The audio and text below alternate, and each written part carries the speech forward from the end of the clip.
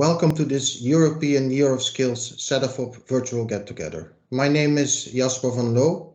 I coordinate Cedefop's labor market and skills work, and I will be your host this afternoon.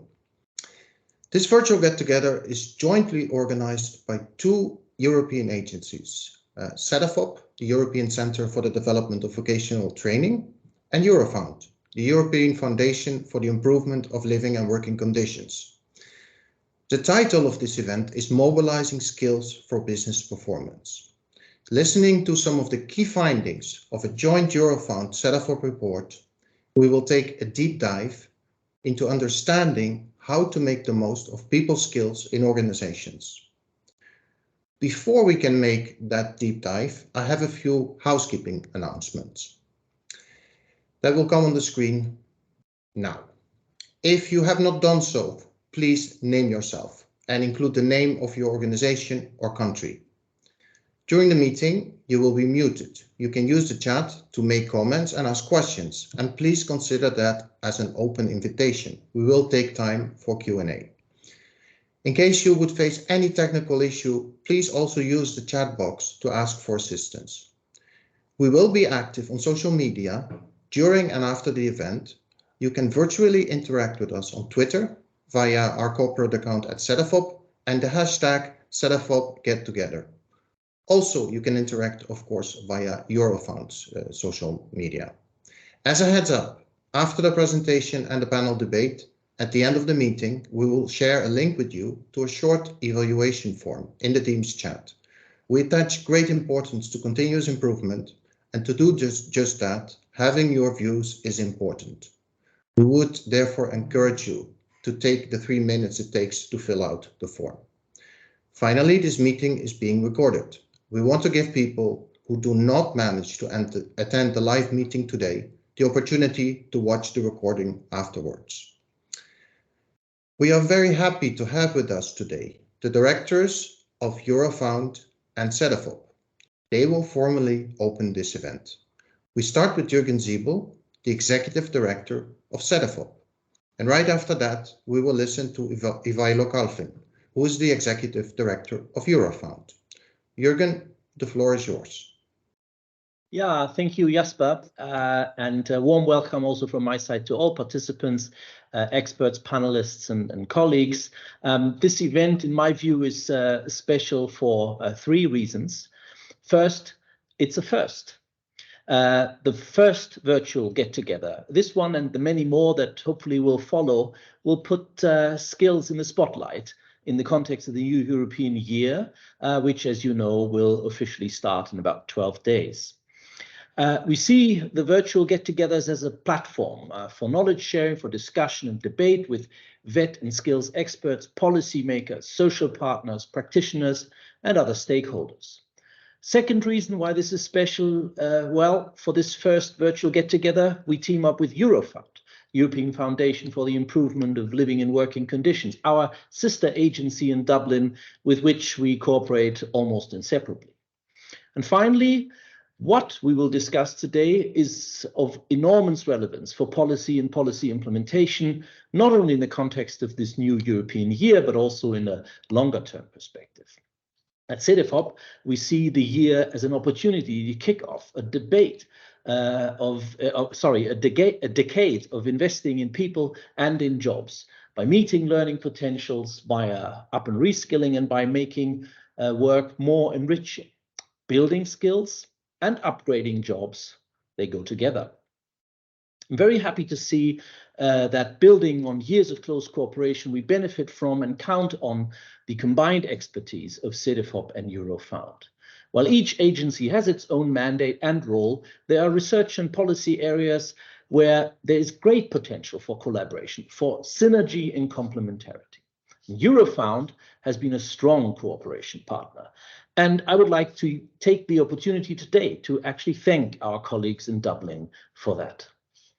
The work presented today is based on the joint 2019 4th European Company Survey and its 2020 COVID follow-up. We joined forces to design, test, pilot, and field these surveys, and we produced 2 flagship reports together. And today we discuss the findings of the second of these flagship reports, released just a couple of weeks ago. The findings we put on the virtual table here today are crucial for two reasons. First, they help us uncover how skills contribute to organizational performance. We have a lot of analysis and statistics on skills investment and on participation in learning. And we also have data on organizational performance, but what happens in between?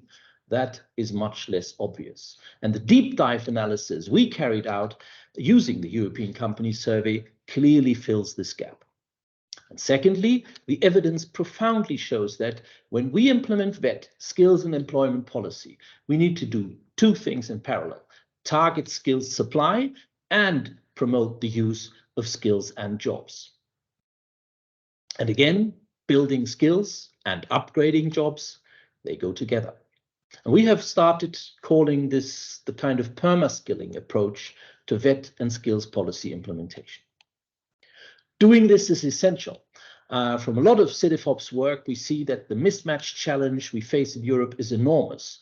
When we asked workers in Cedefop's own second European Skills and Jobs Survey in 2021, 63% of respondents felt that they need to further develop their knowledge and skills to improve job performance. And 52% of adult workers in Europe definitely have a digital skills gap.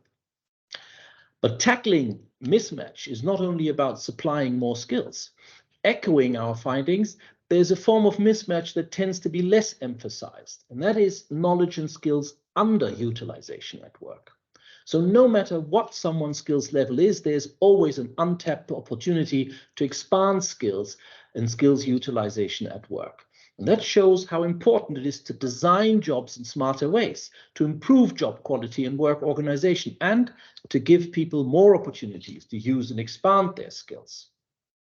So let me close or come to a close with a conclusion. The year of skills starts soon, and it is a great opportunity to champion people and their skills. The conditions are right to move from the policy drawing board to grassroots level implementation and action. To do that, we need three things: clear policy orientation and aims, resources, and evidence. And in my view, we have all of them. We have comprehensive VET and skills policy framework in place. There are unprecedented funding opportunities, and our research and analysis, our skills intelligence, is becoming smarter, more dynamic, and increasingly relevant to policy implementation. So today's virtual get-together is an excellent opportunity to showcase some of the latest evidence and have a conversation about how we can leverage these findings in and for practice. And we are happy to have you here with us today, and we hope that you will enjoy your stay. With that, I close and I pass the floor on to Ivailo Kalfin, the Executive Director of Eurofound. Building skills and upgrading jobs, they go together. Ivailo, would you agree? Absolutely, Jürgen. That's very clear, and I would like to thank from my part also yourself and all the colleagues also in Cedefop and at Eurofound working together for this report. I mean, from this cross-fertilization of the work of the agencies, usually we have very good results. Cedefop is the place to go when we have to speak about skills, a very valuable work about the prediction of where we go and what is going to be needed in the future. Eurofound looks at the developments of the labor markets in a more general way, including what happens with the jobs. And exactly to your question, what is the link between skills and jobs? Because skills is always a very important issue, whether we have surpluses or we have shortages on the labor market. Always we come up to the issue of skills, or we need to activate people that are not active. But at the same time, to acquire some skills and to get to a proper job, then the motivation of the people, of the workers, has to do with the quality of work and with the quality of jobs. So indeed, skills and quality of jobs go together, and that's where, especially in terms of the quality of work, Eurofound is doing research since a long time, also in other surveys, the European Working Conditions Survey, where we try to define what could be attractive, what could mean a good job. It's absolutely clear that if a job is high quality, then the performance is better. Then the interests of both employers and workers and the common interest of the society are very much met. But what does it mean? I mean, what could attract people to go there? And this is much beyond going to this old, not that they're not important, but old understanding that this is only the salary. No, there are elements including how meaningful is this job, what is its support to the community. If we take, for example, the medical workers during COVID time, this was not the highest paid job. And we have plenty of shortages there, and still people were working because they knew that they're helping. They're doing a job which is very important for the community. All the possibilities for training, and this is very much into the Cedefop's portfolio of research. What are the possibilities for everyone to be trained, to be upgraded at work? Or the career perspective, or the balance between private life and jobs, something which is extremely important also after the COVID pandemic, where we have new opportunities with the teleworking and other things. So to make a job a quality job, it needs a special attention.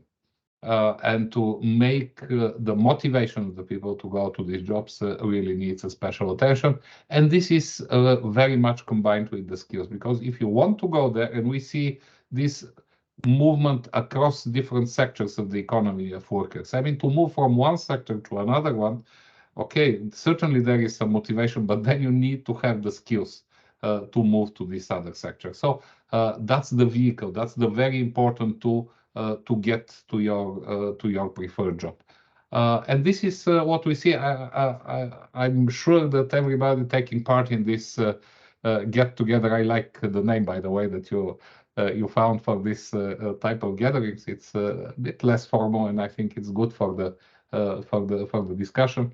But what we find, it's really, and this is also in the research, the resources we have from the jobs, and also how we can use these resources to do with the autonomy, with the possibility of the workers to take decisions at the job, the readiness of the managers to leave this autonomy to the workers. So if we see that there is no enough resources, no enough autonomy, no enough independence at work of the workers, we see worse results. We call these jobs strained jobs.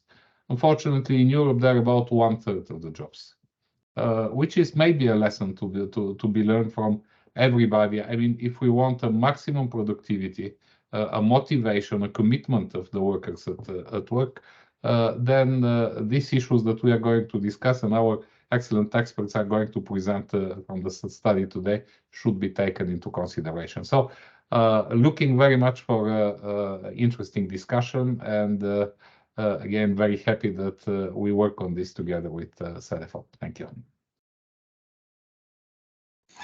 Thank you very much. In fact, a very big thank you to the two directors for their very nice welcoming words, and also for already sharing some thoughts and perspectives on the topics that we are discussing today. We put them on the virtual table, as Jürgen said earlier. And in this second part of the seminar, we will have the opportunity to learn more about the joint Eurofound Cedefop research project and what the findings that we laid down in the report are showing us. And in that sense, it's my great pleasure and honor to introduce the experts that were in charge of this research project and are also the report authors. So from the side of Eurofound, we have Gijs van Houten, Senior Research Manager in the Employment Unit. Hi, Gijs. And Michele Consolini, who is Research Officer in the Social Policy Unit. From the side of Cedefop, I'm happy to introduce my colleague Giovanni Russo, who is a senior expert in Cedefop's Department for VET and Skills. I think we're all visible, very good. As I said at the beginning, the audience has the opportunity to ask questions, and please do so in the meeting chat. Welcome, Gijs, Giovanni, and Michele. I would suggest that you use about 20 to 25 minutes to present the findings of the report, so that we have also really the space to answer, to look at and to answer some of the questions. Giovanni will start. So, Gio, the floor is yours. Thank you, Jasper, for the nice introduction. Okay. So this is today, the presentation today is about skill utilizations in companies. The analyses are based on establishment level data, and therefore they provide a very rare glimpse on what organizations do with the human capital. The efforts then the organization do to activate and to mobilize their human capital will then be linked to business outcomes, establishment level outcome, to see whether these strategies are sustainable in the sense that they provide, they help establishment thrive in the market. Our departure point is that human capital create value. I mean, to turn human capital into value for the organizations, we need a concept, an in-between concept, which is employee performance. Employee performance is a catch-all construct that turns employees' effort at work into value for the organization. Okay.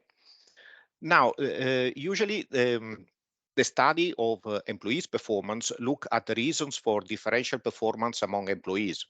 And a very general and flexible framework to analyze this difference is the ability, motivation, and opportunity model, the AMO model. You will hear a lot this kind of acronym. And this model simply states that employees' performance materializes when employees have the ability, and under ability here is a broad concept. It covers not only skills but also competences, knowledge, aptitude, attitude, everything. Then so they have the ability, but then also have the motivation to draw on their skills and the opportunity to do so. Okay. Of course, this is for the employees, but we have organizational data. So we have organizational or establishment level data. So we have to tweak this model away from individuals and toward the organizational context, the workplace context. And so what we look at is always following this IMO model. We look at the workplace context, and we will argue that a context which enables employee performance is a context that enables learning and skill development through job design and other features, that motivates workers to draw on their skills. And this is not only motivation through monetary incentive, but is also very much so geared toward non-monetary drivers. And we'll look a couple of them later on. And then it offers also opportunity for workers to utilize the skills, and this is through a mechanism granting workers autonomy and facilitating a voice mechanism. Now, whether organizations choose to design their workplace in such a way, that they stimulate ability, motivation, and opportunity, depends on to what extent they think their human capital can be used as a source of competitive advantage. Depends on whether organization regards the human capital as a source, as an asset, as something contributed to the success of the organization. Okay, this is a very brief introduction. We took all these concepts and we've put them in this model. Now, this is a lot to take in right now. I will walk you through it with little by little. But for the moment, what is important to understand that or to focus on are type of variables. There are the variables in the boxes. These are things that we actually observe. These are the data we have and the data we have collected in the company survey. Okay. Then these are the things we observe, so to say. Now, under these things, under this observable variable, there are constructs that are, or features, organizational features that are harder to observe, that are not so easily observed. So this is the culture. This is, let's say, a managerial approach to foster ability, motivation, and opportunity. These are hard to observe, but their presence can be inferred by the pattern of responses in the observable variable. So to make an example, if you look at culture, now we have 5 indicators. We can imagine that a company which is high on all 5 indicators, in such a company, there is an underlying variable, a culture, that moves all these indicators in the same direction. Okay, so by looking at the pattern on how all these indicators move together, we infer the presence of these hard to observe underlying variables. Okay. So now I start giving you the tour of the model. So basically what we have here, we focus on the first part of culture. This is the way we measure this underlying construct, which we don't observe in the data. And we have 3 types of indicators here. So we see whether an organization is, let's say, adopting a culture which is centered around people, if they actually see their they regard the human resources as a source of competitive advantage. Then we have 2 indicators, making suggestions and helping colleagues, and these are citizenship behavior are called. So in a way, this is the organizations attempting to encourage employees to go beyond the call of duty. So they don't focus only on their task at work, but they also help colleagues, and they also provide the organization with valuable input about possible efficiency improvement in the way operations are carried out. So then we have 2 more indicators, and these are indicators about training. So to see whether the organization is really investing in their employees' ability to contribute to suggestions and making remarks and helping colleagues. So in a way, if we see that all these indicators, organizations that are high on all these indicators, probably they have an underlying culture which is centered around people. Then we have ability. So this is we look at managerial approaches fostering skill development in organizations. So here we have 2 job design indicators. So we have the percentage of employees working in jobs from which they have to learn new things in order to be able to carry them out. And then we look at employees in jobs which provide continuous training. Of course, these 2 elements are paired with an, let's say, an indicator measuring the rate of change in skill requirements in organizations. So organizations that develop skills also have changing skill requirements. Then we have the managerial approaches to stimulate motivation, so encouraging employees to draw on their skills. And here we have the importance of monetary rewards, so to what extent the organization rely on monetary rewards to motivate people. But we also have indicators looking at whether organizations consciously use the provision of stimulating and interesting jobs to motivate worker skills, to motivate the workers to draw on the skills. If they consciously use the opportunities for professional development as a motivational lever, and whether they use, for example, a strong mission and vision statement to motivate workers to draw on their skills. Finally, we have the opportunity. So this is whether the organization creates opportunity for workers to draw on their skills and contribute to the organizational success. So here we have, of course, the provision of opportunity is mediated through the provision of autonomy at work. So in this way, employees can actually autonomously choose to use their skills in the process of delivering help to the organization and delivering value to the organization.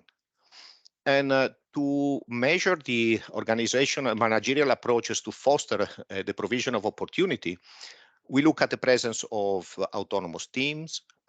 We look at whether workers have autonomy in their jobs, and of course, if jobs are complex enough to activate worker skills. So if there is problem solving in this among the tasks. Of course, there is also a managerial, an indicator of managerial styles. We have a very simple indicator, but it is very effective. So we look at whether managerial style in the organization is geared toward the control of employees, or if it is more like setting the scene so that employees can perform so that managers facilitate workers' performance instead of controlling what workers do. Now, these are the way we measure this latent construct. And now we put them all together in this model. So we have the organizational culture, which is then emanating from the organizational culture. You see these managerial approaches to foster ability, motivation, and opportunity. And then what we do, we want to see whether these managerial approaches have an impact on establishment level outcomes, and if the working hypothesis here is that this, let's say, this relationship is a positive one, because if it is so, then we can say that this approach, this strategy, is also helping the organization surviving. Notice that we have this establishment and performance is a box. So this is something we observe, okay? And we have here, let's say, a broad approach to establishment level outcomes, which is based on the observation of positive profits, so profits actually, but also on if the organization has been increasing, has been able to increase sales over the past years, and if their employment has grown as well. So there is a kind of holistic indicator of organizational success. Now, this is more or less the setup. This is, let's say, the boring and difficult part.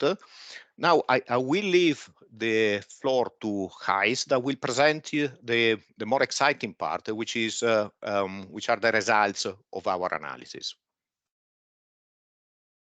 Thanks, Gio. I think it's the exciting and difficult part. Thanks. I think you've set that up very nicely. And then if we move to the next slide, we see when we run this model, it's called a structural equation model, which is an advanced statistical technique that looks at all these things in one go.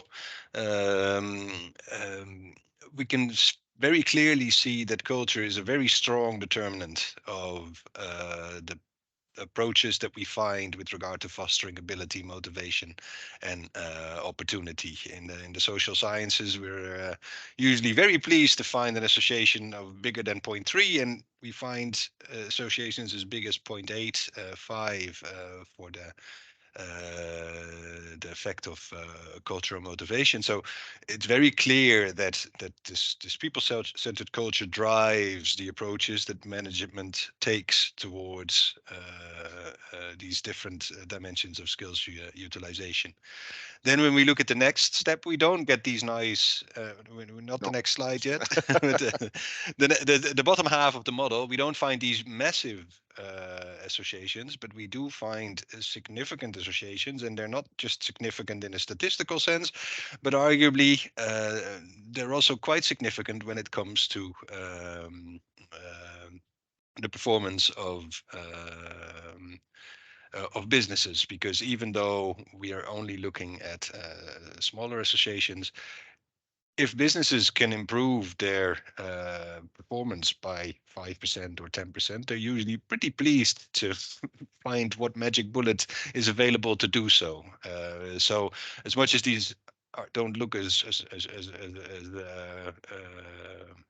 huge as the other associations, they're definitely worth exploring. And I think there's a very clear business case for these investments in ability, motivation, and opportunity. And there we find that the motivational drivers have the strongest effect, and the other two are less strong.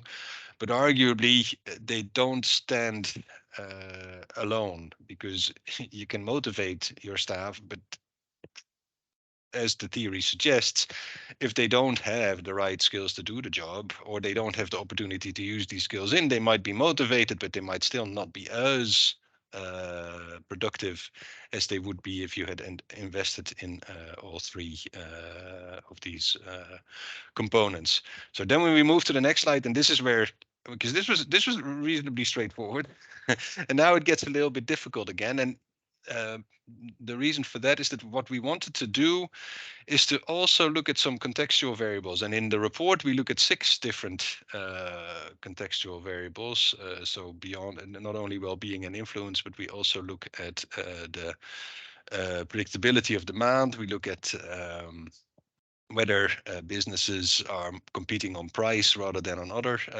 dimensions. We're looking at whether there's training effort, the extent to which there are training efforts in place. And now the 6th one is, I've lost track of the 6th one. There are 2 on trainings. There's 2 on that's where I've gone wrong. Thanks, Gio.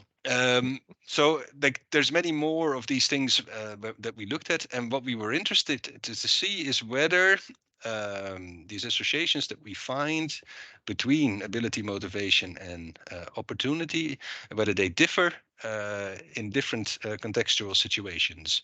And for this purpose, because we only have about 20 minutes and it's complex enough as it is, we decided to zoom into 2 of them that we thought were particularly interesting and might also be interesting to discuss a bit further in the forthcoming debate. And these are well-being and influence. And well-being is of particular interest for those of you that have followed our work on the company survey. In the overview report, we always looked at what we called win-win outcomes, and we very much looked at what combinations of workplace practices result in improvements in both well-being and performance. And what we've been doing here is to try and unpack this type of association that we found, and to see why does do these certain combinations result in both. And we actually find that well-being in a way drives performance, and that's why we were interested in looking at this here. The influence one, I think, is also an interesting one, because it has to do with the broader facilitation of voice in the workplace. We have looked at direct voice only, and that's mainly because if we would limit to indirect voice, we have to limit our analysis to those businesses that actually have employee representation, and that would really reduce our sample size. So we've looked at the direct influence and then looked at the extent to which that affected the impact of AMO on performance. And what we need to look at first, before we go into these contexts, is basically the differences that we find in general, because both of these variables have a very clear impact on performance. So those businesses that are in the top half of the distribution when it comes to workplace well-being score a good bit higher on average when it comes to performance than those that are in the bottom half. And similarly, those that are in the top half, in terms of how much influence they give to the employees in decision makings on a broad range of topics, also score a good bit higher on performance than those that are in the bottom half. So that's something to keep in mind when we move to the next slide. And this shows the analysis we've done for workplace well-being. The graph on the left just shows the distributions of the scores on ability, motivation, and opportunity within the 2 groups that we've distinguished. And what you find that is that consistently the group with high workplace well-being also has higher efforts, or shows higher efforts with regard to ability, motivation, and opportunity, the difference being the most pronounced for motivation. this association suggests that well-being in a way might be created to some degree or like caused by these investments in skills utilization. Although obviously, because it's a cross-sectional analysis, we cannot be sure what the chicken and what the egg is, but like from a theoretical point of view, it would suggest that the facilitation of skills use is likely to boost well-being, and as a consequence also boost performance. And this is sort of almost like a virtuous cycle, because when employees well-being improves, they're also more keen to then improve their skills again, because then they can improve, like they can contribute to the organization better. So like it sort of feeds into itself in a positive way. When you then look at how the model works, it sort of suggests this as well in a way, because what we find is that whereas overall all three of them have a positive effect on performance, when you only look at those the businesses that already have a pretty high level of well-being, it's mainly the motivational drivers that are effective. Whereas when you look at the group where well-being is relatively low, it's mainly the investments in ability that are effective. And it sort of suggests that in order to move from the low group to the high group, you need to have already improved ability, and you have to have improved opportunity, and then motivation remains. But there's this very clear sort of feedback loop with regard to your motivational drivers. So you improve your well-being, and then because people are happy in their job, they're also more susceptible to further levers, motivational levers. When we go to the next slide, we sort of find a similar pattern, not entirely the same, but similar.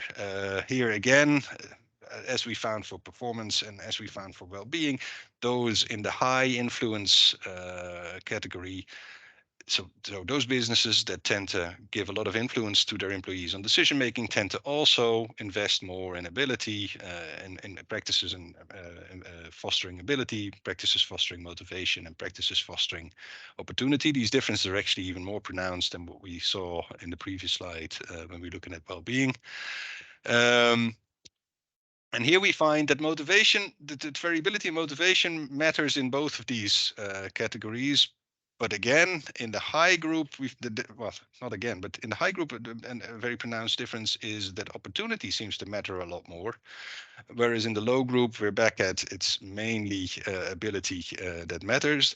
And this, in a way, suggests that in order to really have workers capitalize on their opportunity to use their skills, they need to be in an environment where they more generally have a say in how the workplace is designed. And I think that's a very important finding, and I think it also speaks to the potential, and we'll get that in when we get to the key messages, but it speaks to the potential for also social partners to shape workplace culture, workplace practices in a way that, like, I don't know, makes it more attractive for workers to make use of the opportunities they have to use their skills and knowledge to the benefit of the organization.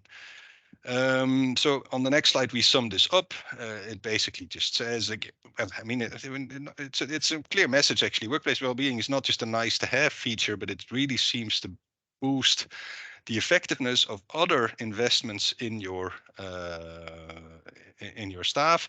And there's this feedback loop. So you invest, the well-being improves, and further investments are more effective. And in a way, the same seems to apply to some degree for the level of influence that you give to employees. So the more you involve them in decision making on your on how you shape your business, the more likely they are to then also be willing to use their skills to the full when you give them the opportunity to do so. So both of them, in a way, in the slide mentions workplace well-being only, but both well-being and influence are interwoven with the process to which human capital generates value.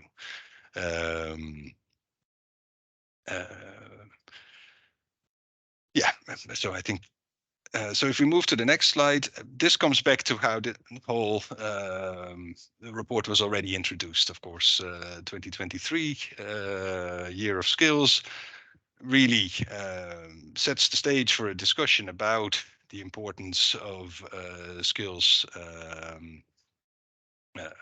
and of improving the skills of the workforce. And the point that we are making in this report is that it's not only about ensuring that people have these skills and the infrastructure that we invest in that regard, but in order for that infrastructure to be fully effective, we also need to make sure that skills are used in companies.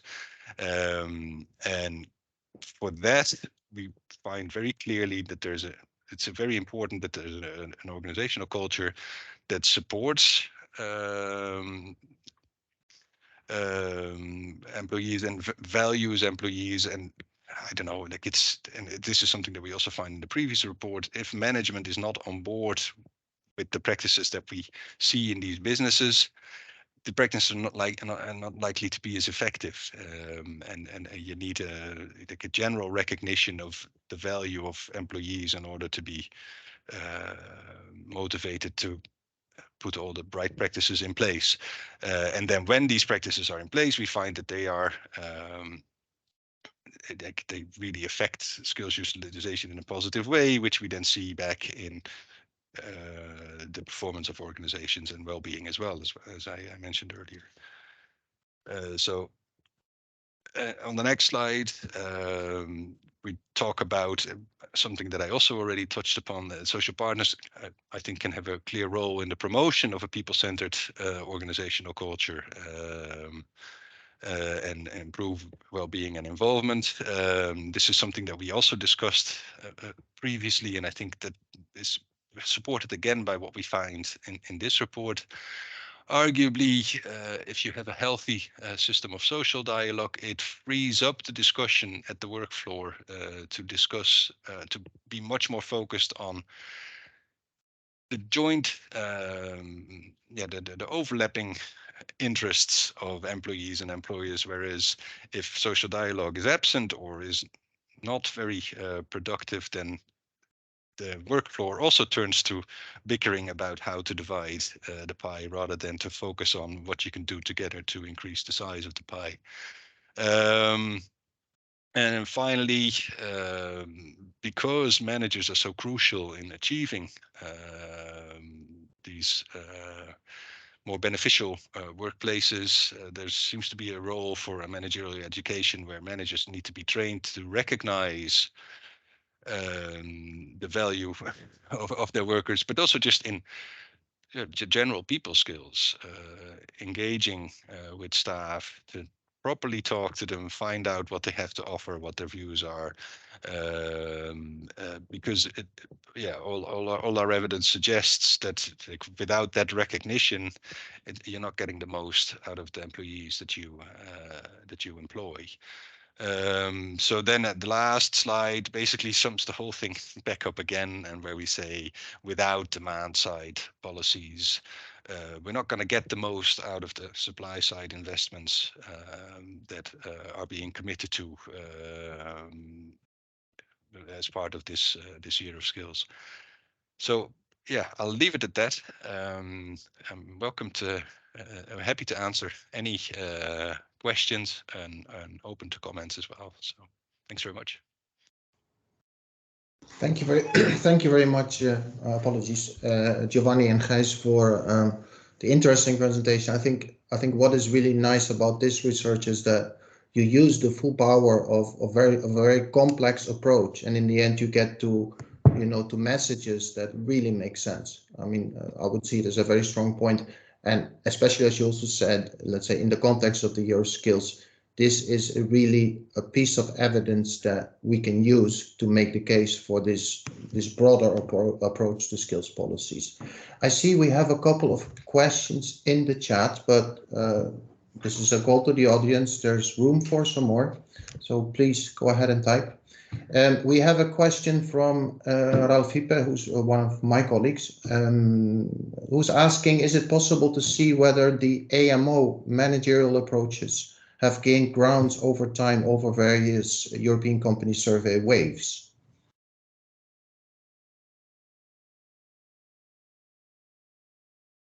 I mean, the short answer would be not yet, I think.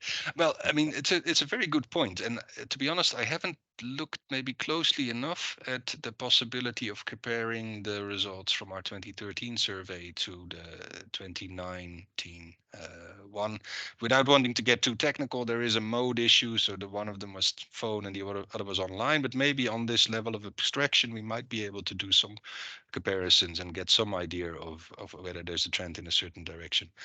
But I mean, I'd be very hopeful that there'd be a next edition where we can repeat this type of questions and where we would be better able to see where the trend is going. We repeated it with a subset of businesses in 2020, but that was such a funny year because, like, of course, like 2019 is just before the pandemic. 2020 was in the middle of the pandemic. Not sure whether we want to use those data to assess whether there's any trends in how these practices are, how prevalent these practices are. Okay, and I see also in the chat a more technical question where I think maybe Michele could have a look at it. Did you look into the correlations of the AMO constructs? Did you allow for correlation of errors in the indicators? Yeah, thank you for the question. Indeed, the model looks much more complex than what we presented, and we control for a lot of correlation among errors, in particular for some of the indicators of the variables of the latent constructs, and among the different constructs themselves, in particular between ability and opportunity. But yeah, we didn't test. This is maybe for the future again.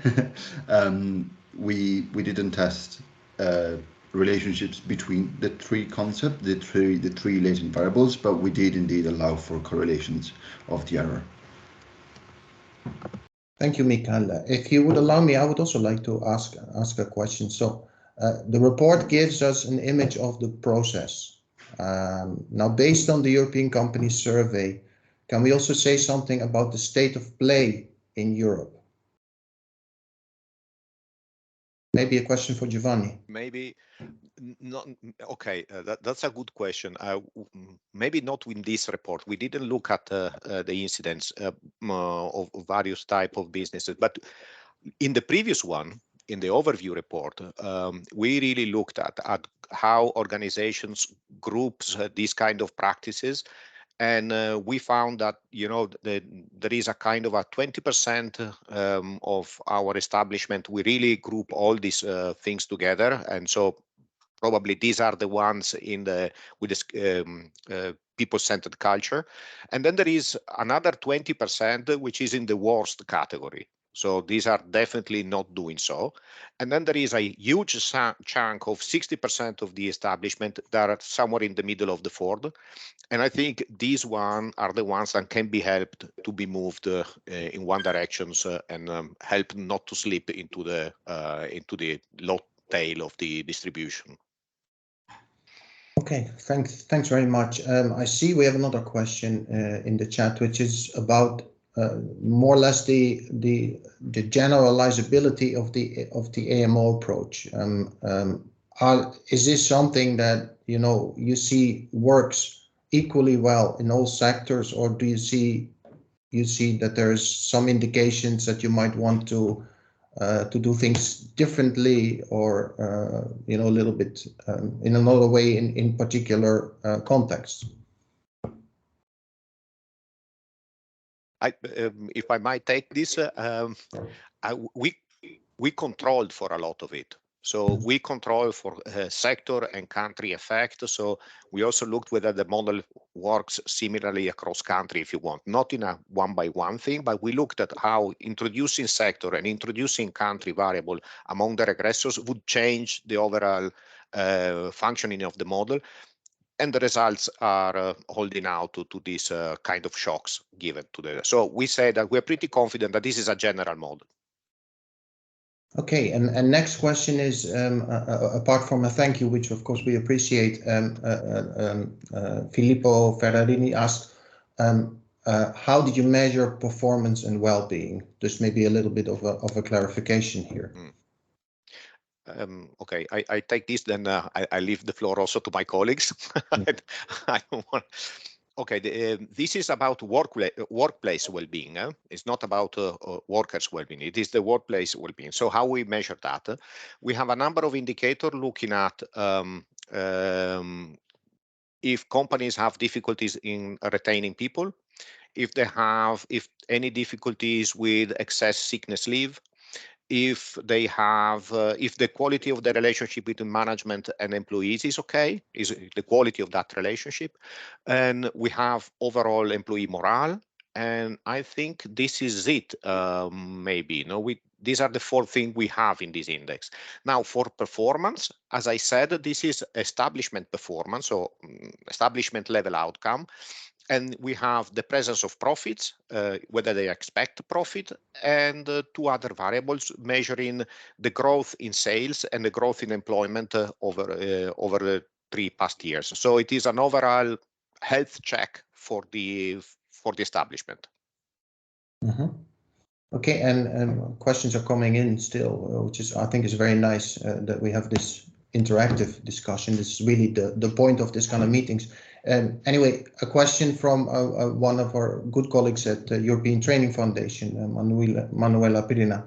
Did you do any analysis and see a different picture based on the size of companies? She's mentioning also that from their perspective, of course, the role of SMEs and micro companies, which are many compared to the bigger ones. So first, that's the first part of the question. Do you see difference? And then do you also, let's say, see that there are specific policy recommendations you could draw from that for SMEs and micro enterprises?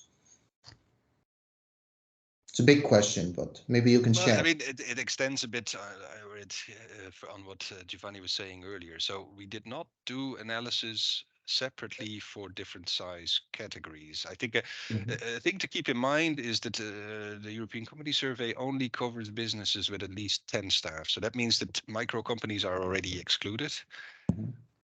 On the other hand, the vast majority of businesses, even over 10, are small and medium sized, right? So I don't know the exact distribution by heart, but it's something like 60, 30, 10, small, medium, and then like the slightly larger ones and very large ones. So that would suggest that our findings are actually, if anything, rather geared towards the smaller and the mid-sized companies, because the big companies are just not that many and they're not going to be as influential in the analysis. But I mean, it is an interesting question, and it's also like something that we've been thinking about a lot for the company survey in general. Is like you would imagine that things are different depending on the size of the organization, and it would be something that we'd be interested in exploring further. But at this stage, we haven't. And given the nature of our sample, I would imagine that the findings do apply. Okay, yeah, also, I mean, I remember from the joint work that we also did on the follow-up of the COVID follow-up that we did in 2020, that we did see really a different picture for the small versus the bigger one. So yeah, very highly likely that you will see different things, but possibly something to work on in the future. Also, one final question, maybe, the links with other surveys, and I'm talking both from the side of Cedefop, which is the European Skills and Jobs Survey, but also the Eurofound survey on living and working conditions. Do you see similar pictures emerging? Do you also see from that perspective that reinforce the messages that you present today? I think it's a very difficult question, and it's actually something that we were talking about when we were preparing this this meeting, that it would be very interesting to try and see what analysis can we do in the working condition survey data, which would also look at the AMO framework. The challenge there is that we wouldn't have a clear performance variable. So the type of the company survey is a very unique instrument, because you have information about how businesses are doing and what's happening in businesses. And in the working conditions survey, because you're asking workers, you know something about their satisfaction and their well-being, so that's something that we could look at, but you don't necessarily know much about their productivity or the performance of the business that they're in. So that would be a challenge. So you'd be limited to a part of the model. Then there might be scope for sort of merging this. I've written a paper about that at some stage. Challenging, I would say, is the summary term there. Okay, very good. I see that looking at the clock, that our time for questions is up. Now, if anyone would have other questions, please feel free, of course, to get in touch with us. We'll do our best to answer them. Let me take the opportunity, to thank Giovanni, Gijs, and also Michele very much for the really insightful presentation, and also for the excellent way of dealing with sometimes difficult questions. I think they've given us a very rich perspective on these ideas, these let's say philosophies, these findings that this joint Cedefop Eurofound analysis offers. So thanks again very much. We now also move to the final part of this virtual get-together, where I think the experts speaking screens will close and the panelists screens should open. The final part of this virtual get-together is the panel discussion. Oh, good, you're appearing. That's great. I will introduce the panelists now in one go, and then we will listen to what they have to say about the report findings and what they mean for policy implementation and practice. So, starting on my screen on the left is Frank Pot. Frank is Professor Emeritus of Social Innovation and of Work and Employment at the Radboud University in the Netherlands. And actually, he told us earlier that today is a bank holiday because it's the royal day, let's say. So we really especially appreciate that he's here today.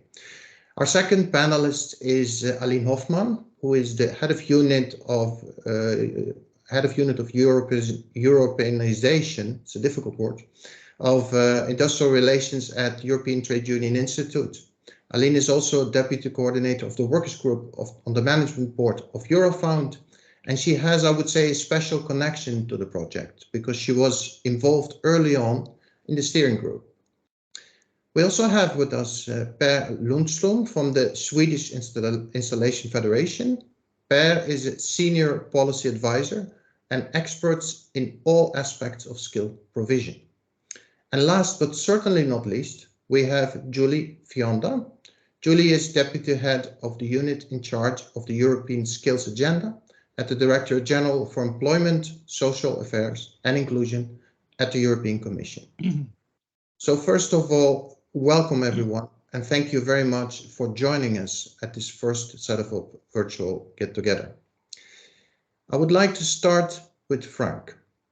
Could you give us your perspective on the findings presented today? And more in detail, are they consistent with other work that you have been involved in? And maybe you could also reflect a little bit on what lies behind the findings. I would give you about 5 minutes, if that's okay. And we'll share your PowerPoint presentation now.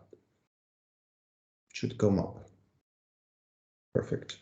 Well, thank you very much for inviting me.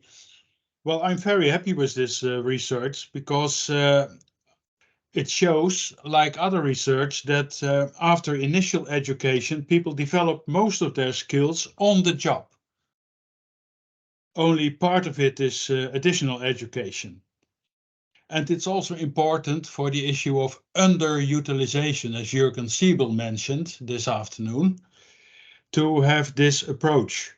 In my opinion, the skills debate in Europe is too narrow for the moment because it focuses mostly on formal education. So there is a need to widen the discussion to this on-the-job education and training and developing skills by learning opportunities. And these learning opportunities, as I mentioned in the AMO theory, are very important. But in my opinion, opportunity is key. As Gijs van Houten already said, you can have ability and you can have motivation. But if you do not have opportunity, ability and motivation are useless, to put it very shortly for time reasons. So we have to look at quality jobs, but there is a shortage of such good jobs. And we know that the market economy will not provide a good jobs economy by itself. So we need interventions of governments and social partners, managers in the first place, of course. To put it differently, imagine that students learn at school the 21st century skills. And then they enter traditional organizations. Well, this will become a mess and they will become disappointed and useless for the company because there's no match between what they have learned at school and the structure of the organization. So you may ask whether not only whether employees are fit for the digital companies, but also whether companies are fit for the 21st century employees.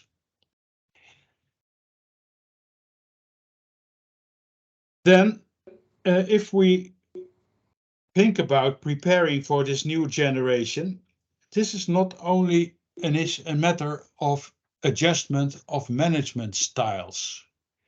I know that this is said frequently, but in my opinion, what a manager can do is also dependent on his or her own autonomy and organizational participation. If a manager has no room for specific styles, he or she cannot practice them. So you can send a manager to a very expensive course for changing his or her style of management, but this is useless as long as you do not change the organization of work in the company. So that's a very important insight. That's why I say that culture follows structure. I understand the concept of culture as it is used in this research, but there's so much attention for culture that maybe some people forget that culture follows structure to a large extent. So that's a kind of little comment on this fantastic research that we are listening to today. Then I'm very optimistic about the future because the recommendations that are made by our researchers from Cedefop and Eurofound are very much in line with recommendations that you can hear in other institutions and agencies. And one of them is already mentioned, the European Working Conditions Survey, where we can find the right criteria for high quality jobs and where we can find more evidence about the usefulness of high quality jobs for employee well-being as well as for performance of organizations. And in my opinion, it's very interesting that in the European Pillar of Social Rights Action Programme, the European Commission is encouraging governments and social partners to foster workplace innovation. And workplace innovation is a concept that embraces more or less what is said by Giovanni and by Gijs, and are the most important features of the company survey, as well as the European workplace the working conditions survey. So there is enough hope in all those policies to do it, and so that's why I'm optimistic. And just to give you an example of organizational choice, because many times managers think, well, we have technology, we have economy, and so how we structure the work is dependent on new technologies and the economy. But from a research point of view, we know that's not true. The most important factor in designing jobs is the management itself, and not technology and not economy. So to give you an example to remember, please show the next slide. Here we have in the Netherlands, you know that all of us are riding bicycle all times. And we have a famous factory which is called Gazelle that exists more than 100 years. They opened a new factory in 2015, that you can see here. And to put it shortly, the time of one task is 90 seconds on this assembly line, 90 seconds. I couldn't believe it myself, but it was true. I visited the company. And if you compare that to 1925, 100 years ago, it's even worse. Of course, the working environment is better. It's cleaner. The chemical substances have disappeared. That's all better. But the job content itself is worse than 100 years ago. And then we can compare it to another factory. Next slide, please, which is Koga, also in the Netherlands. And that's a factory where one operator manufactures the whole bicycle. So this operator is developing his skills and will be sustainably employable. And the people at the Gazelle factory, they do not learn anything. So please remember this example of organizational choice if you cannot remember all the other things I've said. Thank you very much. Thank you very much, Frank, for sharing this interesting example, but also for being optimistic. I think that's something we can build on. And I would like to go to our panelists who are representing social partners. So I would like to start with Aline. Now, the research presented today gives us insights into opportunities to better reflect the demand side perspective in skills policy implementation. From the trade union perspective, what would need to happen in practice to achieve just that? Well, I think one thing that's quite clear, the research clearly recognizes that the famous skills mismatch is not so much that the skills aren't there, but that they're underutilized. And I'm particularly intrigued by this idea that's also present in this report, that people grow into and then with and then out of their jobs. And instead of moving people out of jobs, this whole sort of up or out approach, or leaving them to stagnate in jobs, it seems far more promising to try and reshape the jobs to fit the people, thereby enable people to grow into the jobs depending on their skills, and then the job grows with them. And also in that way to ensure that they have, as Giovanni also pointed out, the AMO model, the ability, the motivation, and the opportunity to use the skills that they've gotten.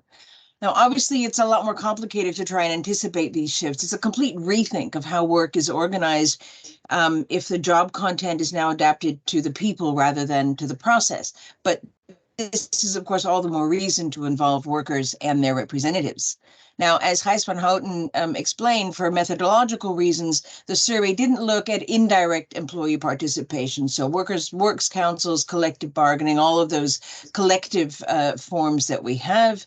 But we know from research and practice that trade unions and workers' representatives are very closely involved in the whole process of vocational education and training, involved in defining the conditions under which skills are developed, to all the questions of who has access to it, are the skills portable, all of those issues have always been on the table of the social partners at the company level, certainly, but also in some countries at the national level, at the tripartite level, or even just the social partners together. So it's something that the social partners are quite used to dealing with.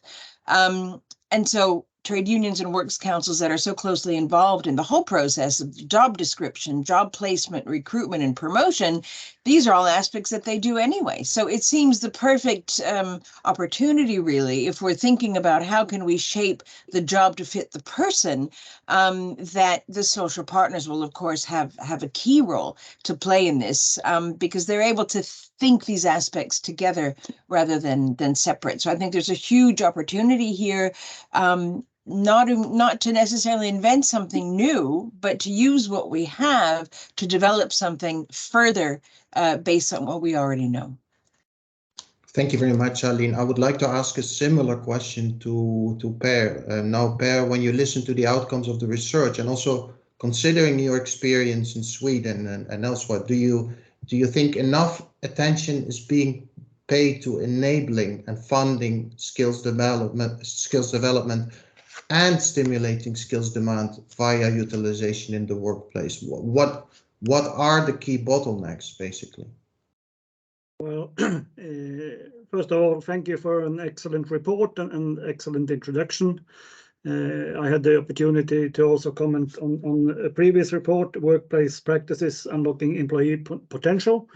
So I can see that Gijs and Giovanni has developed their understanding of how skills are developed. And there's a fairly strong correlation between these two reports as well, because the Nordics stood out in the previous report. And when you describe the culture of ability, motivation, opportunity, these are sort of trademarks of the Scandinavian way of organizing labor. But there are also a couple of very clear bottlenecks, starting with the fact that you don't look at companies smaller than 10. At least in Sweden, and also in the installation sector, most companies have up to 10 employees, 5-10. That's 80%. If you move up to 90%, then you have covered those under 25. But most measures and most discussion that are developed are adapted to the larger companies. So we need to understand how learning is taking place in the smaller companies, and there I think Frank had a really good point. And then turning our eyes to the sector that I represent, it's entrepreneur driven. It's driven by contracts. So I think quite a lot can be done when it comes to public procurement. So the tools described in this study could also be a much greater part when we use tax money to purchase services in the construction sector.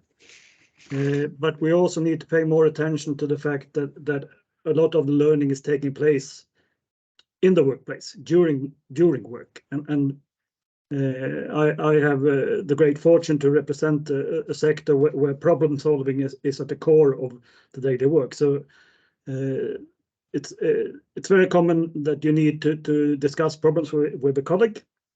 It's quite common that companies use social medias or also employee gatherings to exchange best practices. But when it comes to sort of the support from society, there's a mismatch. And we also did a larger study from the Confederation of Swedish Enterprise, where we saw that Swedish companies put a lot of money and effort into upskilling their employees, but most of this is done rather informally. So on a structural level, on the level that we are discussing today, we need to create a better understanding for informal and non-formal learning, because that's the most common kind of learning. And then we also need to think about, I mean, it's really popular to talk about one-stop shops. But if we want all the funds that are in place to develop companies and people, if we want them to reach small companies, we need to think about other ways to do that. One example could be that we have coaches that go around and talk to small companies, support them in their everyday life. One of my favorite books on management is Reinventing Organizations by Frederic Laloux. I think the ideas described in Reinventing Organizations very well matches the thinking and methodology used in this report. So I was happy to be asked to comment on this report, and I was even more happy to read it, because you have all the tools in place. But the huge challenge from my perspective is how can we reach micro and SME companies, because they're not really here. And if I look at the larger companies that tend to be engaged in my branch organization, they all do this. We have sort of a competition in Sweden to the best employer, and a couple of my member companies tend to be on the top 10 from year to year, because the idea of organizing the company is with learning in focus, because there's constantly new techniques, there's constantly new challenges, so you really need to focus on learning. But this might not be true in the small companies. There is more sort of haphazard learning, and they also tend not to be really aware that they know a lot of things. And finally, if we are to make the energy transition that is now discussed in Europe, we really need to unlock the potential that you can find in small companies, and especially in the sector that I represent, because we are the ones making the energy transition, and then we need to develop new methods for learning, both on an individual level and as a company. Thank you. Thank you very much, Per. We very much, I think we get your call to have a stronger focus on micro and SMEs, and in fact, it's actually also something that we sometimes in Cedefop call the MSME training gap, because we see that there's less training, but there's also less access to resources, and also main problem is that the needs are not really aggregated and also not very visible. So that's a key issue. Now, I would like to ask Julie, who's representing the European Commission, a connected question which focuses a bit more at the policy level. Julie, thanks first of all for being here. And when you look at the EU VET and skills policy framework, where would you say that the skills demand side is most visible? And I'm asking this question because we're quite aware of initiatives that look at the supply side. So maybe you could refer to a few initiatives that support skills utilization and how they do that. Hi, thanks Jesper, and thanks for having the Commission here today. Yeah, no, I think I agree that we have to act on both sides. We have to encourage skills development and also in the right skills, let's say, and those being the skills that help people to get a job and to progress in work, which might be very different skills from one part of the union to another. But also on the demand side, to stimulate a better understanding of the skills that people have, sometimes and including own workforce skills, and to encourage more training for productivity, but also for recruitment and for retention in increasingly tight labour markets. And I think we have a number of initiatives at the European Union level that can support this side of the equation or support both sides of the equation.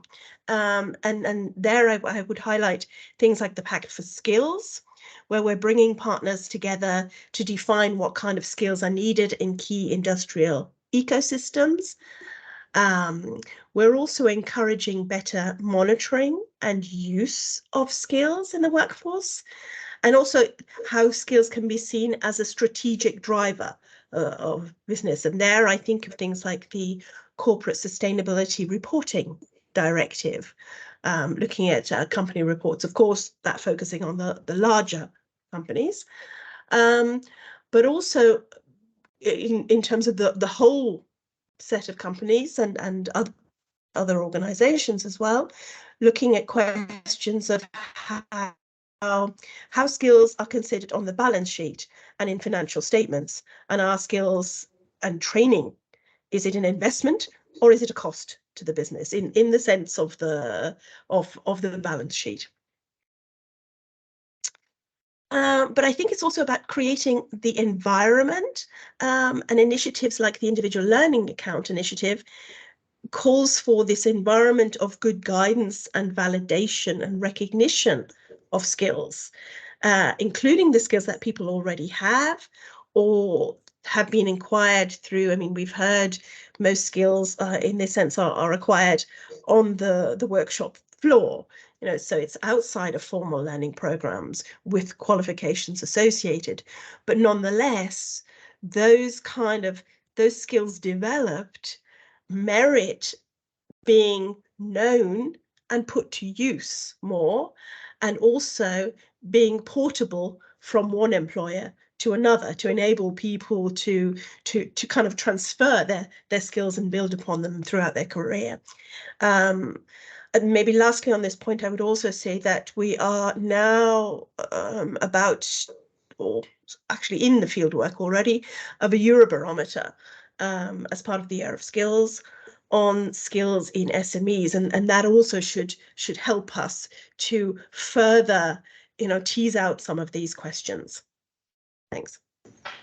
Thanks very much, Julie. So if I have to wrap it up this first round, I think it's quite obvious that several things are very important in making sure that skills policy implementation considers and balances skill supply and skill demand side perspectives. And things that clearly came out are obviously social dialogue, but also partnership, taking ownership, and also this more skills ecosystems thinking, where, you know, we don't just look at skills, but we also look at all the support that's around it and the tools that we have to make things happen.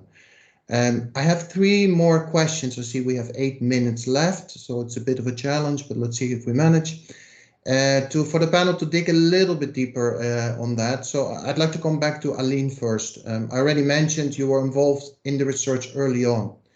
Now that you see these findings, do you think they contribute to a shift in thinking? And maybe also as a quick follow-up, where would you like this kind of research to go in the coming years?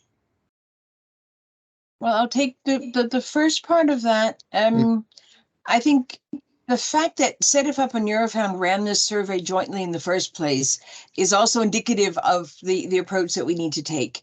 It was a great way to harness the expertise, not just the expertise, but also the multipliers of both agencies to address key questions of our time.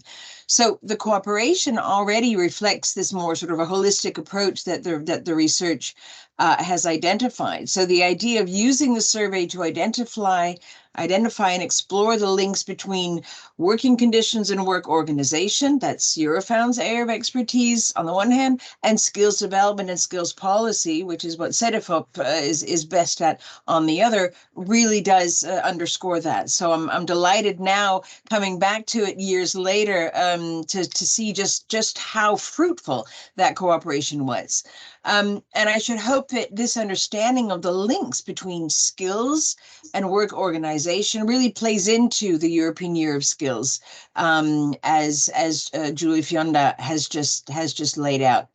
Again, this understanding that the demand side needs to be counterposed to this so-called skills mismatch. Again, European companies don't lack skilled workers. They fail to offer quality jobs, ones that are not precarious, that pay well, that offer career development, all the themes that we've heard today already. So clearly, the initiatives that are laid out in the Year of Skills need to consider that side of the coin too, that employers need to offer jobs that give the employees the ability, the motivation, and the opportunity to use those skills. So I'm quite grateful that Julie Fionda laid out a few of those elements that do indeed address the demand side, because if we just look at the supply side, then the burden is placed almost entirely on workers to try and somehow make do in very unconducive circumstances. And again, given the transitions looming, I think clearly that's is not enough. Another point I wanted to make is that anticipating skills needs, recognizing where people are, also means trusting employees and giving them the confidence in that whole process. So the findings really do make a case for a closer and a more systematic inclusion of workers and their representatives, since they are the ones that are particularly well placed to deliver a better understanding of what needs to happen at the company level, where the people are quite literally in their job. So put a bit differently, skill strategies can't be separated from quality job creation and retention strategies. But I think we've all understood that.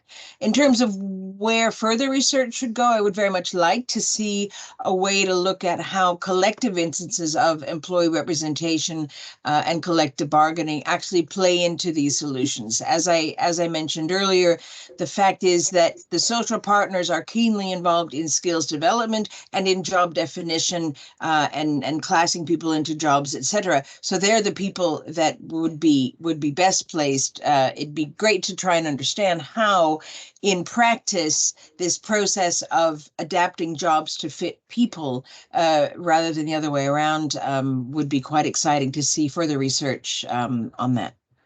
Thank you. Per, please react. I see you have your virtual hand up. Yeah, because then I can make Aline happy. Sure. We're right in the midst of the collective bargaining in Sweden, and the main topics, skills. So we are already there. And I also wanted to comment on Fionda. I really liked your reasoning in considering seeing skills and development as investment rather than costs. I think that's really important. Thank you. Frank, please. Well, I'd just like to respond to the issue of SMEs. And one possibility for Per would be that he makes a short version of the interesting book, Reinventing Organizations. That's a very good reference.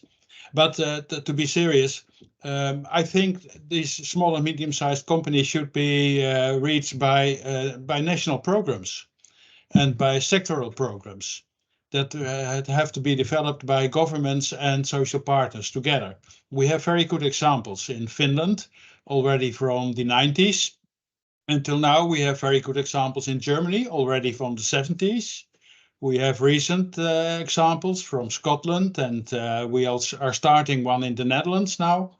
So I think we need that kind of national programs with a kind of knowledge centers, as well as subsidies for small and medium-sized companies for a couple of days for consultancy to improve their work organization that makes them, that they can be used for sustainable employability and skills development.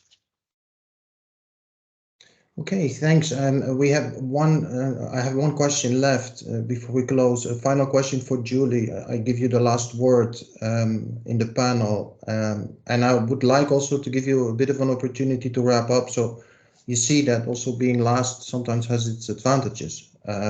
So from the question is, from the Commission perspective, how can we take the findings from this report in the context of the European skills further?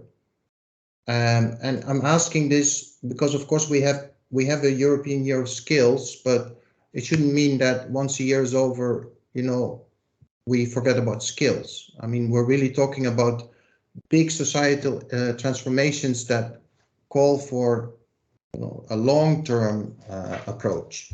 What are your thoughts on that? Yeah, tall order. We've got 1 minute left. Mm-hmm. Okay, yeah.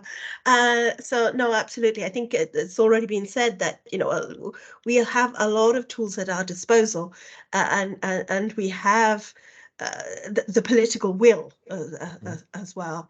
I think we all agree on the need for and the importance of investing in skills and investing in human resource development. And by and large, we have the recipe right.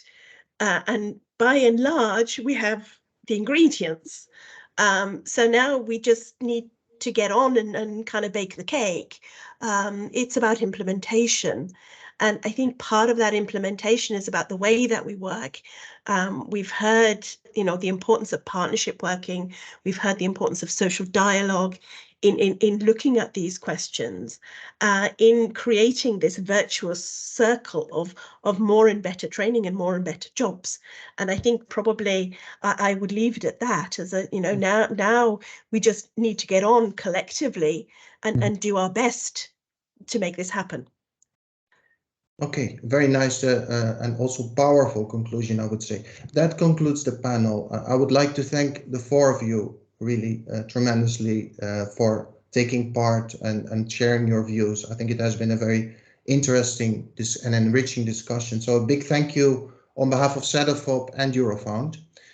We have also reached the end of this first virtual get-together. I would like to thank the Cedefop and Eurofound directors, the experts from both agencies involved in the research, again our panelists, and my colleagues Beatrice, Zografia, Thanos, Theodoros, and others for their work behind the scenes. I also thank you, the audience, for joining us from all the corners of Europe, and I would encourage you, I said I would say this again, to share your views on this event by completing the short evaluation form. You can access it via the Teams chat. It should appear about right now. In the year of skills, in 2023 and in 2024, Cedefop will organize more virtual get-togethers. Please keep an eye on our social media accounts for more information. It's coming up quite soon. We would be honored to see many of you join us again. Thank you very much and have a good rest of the day. Thanks very much. Been a pleasure. Thanks for having us. Thank you, everyone. Thank you. Thank you. Bye-bye. Thank you. Bye-bye.